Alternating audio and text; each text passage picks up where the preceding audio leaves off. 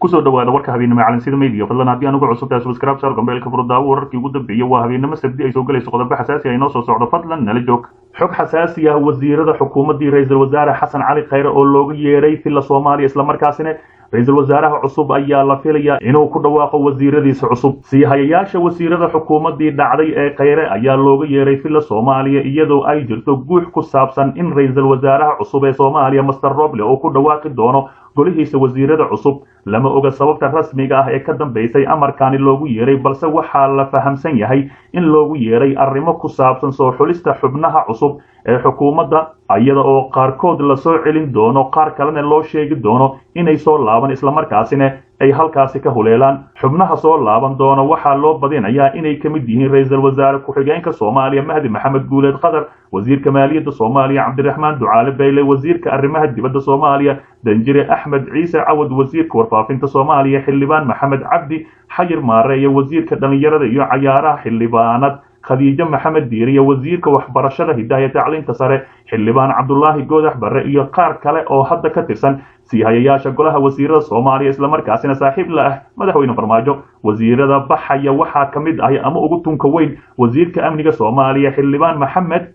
abuukar islow ducaale wasiirka gaashaandhigga Soomaaliya xildhibaan xasan cali amar dambe wasiirka arrimaha gudaha iyo federaalka Soomaaliya master sabriye wasiir ku-xigeenka dekedaha iyo gaadiidka badda xildhibaan Cusmaan Daalo iyo qaar kale fara badan isla markaasina saaxiib la ahaa ra'iisul wasaarihii hore Soomaaliya Xasan Cali Khayre dhammaantoodba sooma laaban doonaan cid kasta oo gacan saar lahayd Khayre u yeerista wasiirada ayaa ku soo aadaysa xilli la soo saaray habraac rasmi ah oo ku saabsan doorashada soo socota taasoo shaqadeeda la bilaabayo bartamaha bishan aynu ku jirno waxaana loo baahan yahay in xukuumadda cusub ay udub dhaxaad u noqoto isla markaasina hawshan hadda bilaabanaysa ay durbaba gacanta ku dhigaan dhinaca kale shaxda deegaan doorashada kuraasta baarlamaanka Soomaaliya wararkii ka soo baxay shirka Muqdisho ugu socday madaxda dowladda federaalka Soomaaliya iyo kuwa dowlad goboleedyada ayaa sheegaya in isfaham hordhac ahi ay madaxda ka gaareen asteynta kuraasta xildhibaanada golaha shacabka iyo deegaanada lagu dooranayo xildhibaanada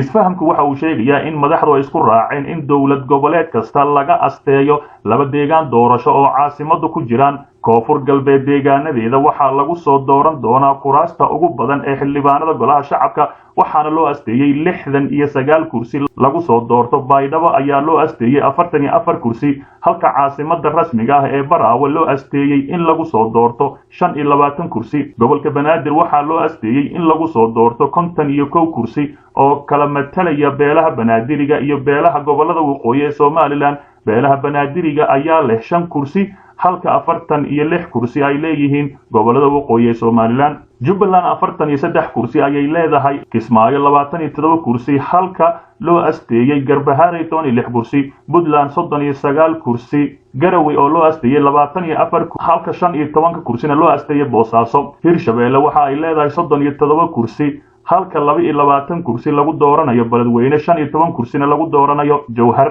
Galmudug ayaa lagu soo dooran doonaa 36 kursi caasimada Dhuusamareeb ayaa loo asteeyay in lagu soo doorto 24 kursi halka 12 kursi ee soo hartana loo asteeyay magaalada Kalkacyo ee gobolka Mudug dhinaca kale madaxweynaha Puntland oo safar degdeg ah ugu baxay dalkaasi Kenya gaar ahaan Nairobi madaxweynaha dowlad goboleedka Puntland Saciid Cabdullaahi Dani ayaa safar degdeg ah waxa uu ugu ambabaxay magaalada Nairobi ee dalka Kenya kadib heshiis laga gaaray qodobada la xiriira doorashooyinkii lana soo saaray jadwalka doorashada Soomaaliya warar kala duwan ayaa waxa ay ka soo baxayaan safarka madaxweynaha Puntland ee Nairobi waxaana wararka qaar ay sheegayaan inuu halkaasi kula kulmi doono madaxda arrimaha sirdoonka u qaabilsan Imaaraadka Carabta ee Geeska Afrika Hussein Darwish al-Shamsi kaas oo degan hotel Four Points oo ku dhex yaala garoonka diyaaradaha ee Jomo Kenyatta madaxweynaha Puntland ayaa sheegay in uu loolan adag u galayo sidii saameyn muuqata ugu yeelan lahaa doorashooyinka Soomaaliya waxaana jira kulamo uu Muqdisho Dhuusamareeb iyo Baydhabo ugu qayb galay oo looga hadlayay arrimaha doorashooyinka Soomaaliya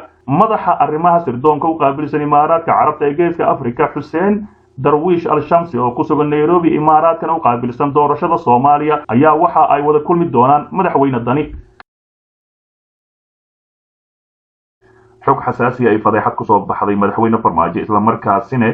saraakiishii ka ag dhowaa ra-iisul wasaare xasan cali khayre weli lagu daba jiro islamarkaasina la beegsanayo. taliyihii ciidamada danab oo xabsiga la dhigay iyo khayre oo sabab u noqday arrintaasi maadaama qaraabo dhow uu la yahay. warar lagu kalsoonaan karo oo aan helayno ayaa sheegaya in gudaha xarunta wasaaradda gaashaandhigga soomaaliya muddo bil ahi ku dhowaad uu ku xiran yahay taliyihii ciidamada kumaandooska soomaaliyeed ee danab gaashaanle ismaaciil cabdi maalik maalin. taliyaha ciidamada danab ayaa ka hor inta aan xabsiga la dhigin lagu sameeyey shaqo joojin, waxaana wixii xilligaasi ka dambeeyey lagu xabisay xarunta wasaaradda gaashaandhigga uu ku xiran yahay muddo ku dhow hal bil. sida aan xogta ku helayno taliyaha ayaa sababta shaqo joojinta loogu sameeyey loona xiray loo sababeeyey inuu qaraabo dhow la yahay ra-iisul wasaarihii hore ee soomaaliya xasan cali khayre oo sidoo kale mar u soo noqday taliyaha ciidamada ilaalada ra-iisul wasaaraha gaarka. madaxweyne maxamed cabdilaahi farmaajo ayaa la sheegay in uu wax ka og yahay shaqo joojinta iyo xarigga loo geystay taliyihii ciidamada danab gaashaanle ismaaciil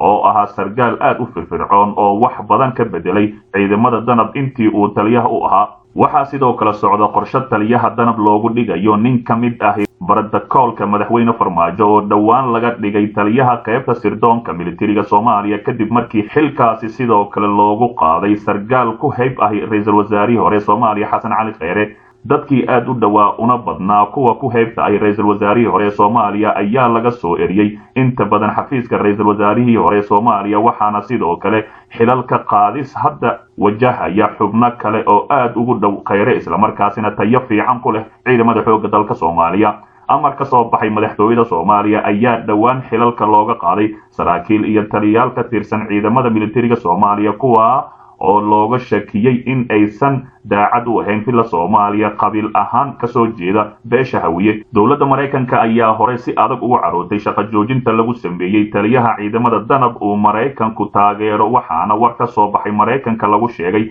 in taliska militariga wadaan nin jeclaysi iyo nidaam musuq maasuq qabiil ah islamarkaasina madaxtooyada ku eedeysay. si kastaba ha ahaatee ciidamada kumaandooska ee danab waxaa tababara ama mishaar joogta ah siiya ciidamada maraykanka islamarkaasina si joogta ah ula shaqeeya. hase ahaatee markii ninkani qaraabada la ah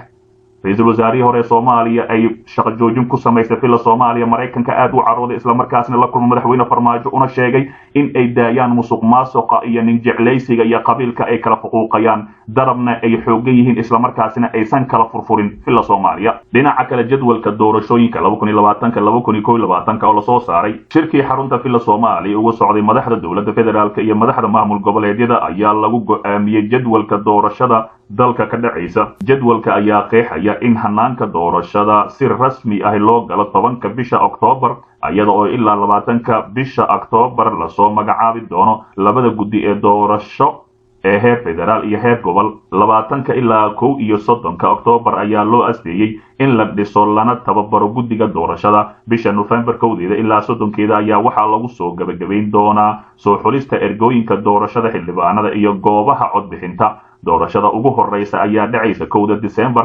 2020 waxayna socon doontaa ilaa 10 xilligaasi oo lasoo dooran doono aqalka sare ee baarlamaanka Soomaaliya. waxaa kadib xigi doona doorashada xildhibaanada golaha shacabka oo dhacaysa inta u dhaxaysa 10 ilaa 27 December. ugu dambeyntii doorashada guddoonka labada aqal ayaa dhacaysa 1 Janaayo halka doorashada madaxweynaha ay dhici doonto 8 Febraayo 2020. haddii jadwalka sidiisa uu hirgalo madaxweyne farmaajo waxa uu noqon doonaa madaxweynihii ugu horeeyay ee dowladda federaalk soomaaliya ee aan hal maalin ku darsan muddo xileedkiisa, inkasta oo muddo lagu eedeeyey damac muddo kororsi ah. hase ahaatee haddii uu ka dhabeeyo ballantaasi uu hal maalin uu ku darsanin wuxuu noqon doonaa madaxweyne farmaajo qodobadii uu ballan qaaday oo si toosa u fuliyey qodobkii ugu horeeyay.